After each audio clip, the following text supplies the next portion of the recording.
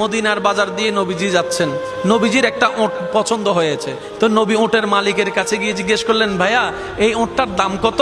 ওই দামাদামি হলো, নবী সে দামে কিনতে রাজি হলেন, কিন্তু নবীর কাছে তখন অর্থ ছিল না। তখন নবীজি ওনাকে বললেন, আপনি আমাকে ওটটা দেন, আমি এখনই গিয়ে আপনার সেই প্রাপ্যটা পাঠিয়ে দিচ্ছি। ওটের মালিক ওনাকে ওটটা দিয়ে দিলেন।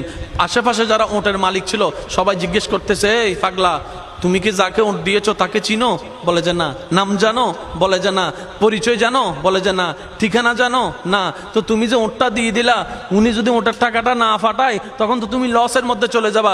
সে ওটের মালিক বলে, এত সুন্দর নুরানি চেহারাওয়ালা কখনো বাটপার হতে পারে না, কখনো চিটার হতে পারে না, কখনো মিথ্যুক হতে পারে না। ওনার চেহারা দেখেই তো আমি ওট বিক্রি করার আগে মনটাই বিক্রি করে দিয়েছি, মনটাই বিক্রি করে দিয়েছি, মনটাই বিক্রি করে দিয়েছি। তোমরা যাই বলো, আমার মন বলে উনি আসবেই আসবে, টাকাটা পাঠাবেই পাঠাবে।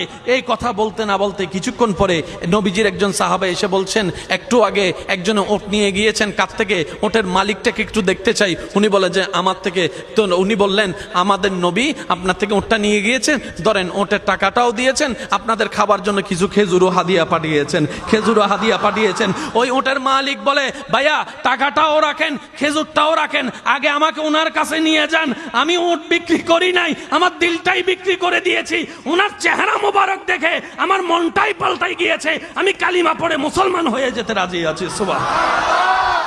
जिसका कोई सानी नहीं वो नबी हमारा है, मुस्तफा की अजमत का हद ही ना किनारा है। आशिक बोले, लम याति नजीर कफी नजरिन मिसले तुना शुद्ध पैदा जाना। চিৎকার দিয়ে বলেন না সুবহানাল্লাহ।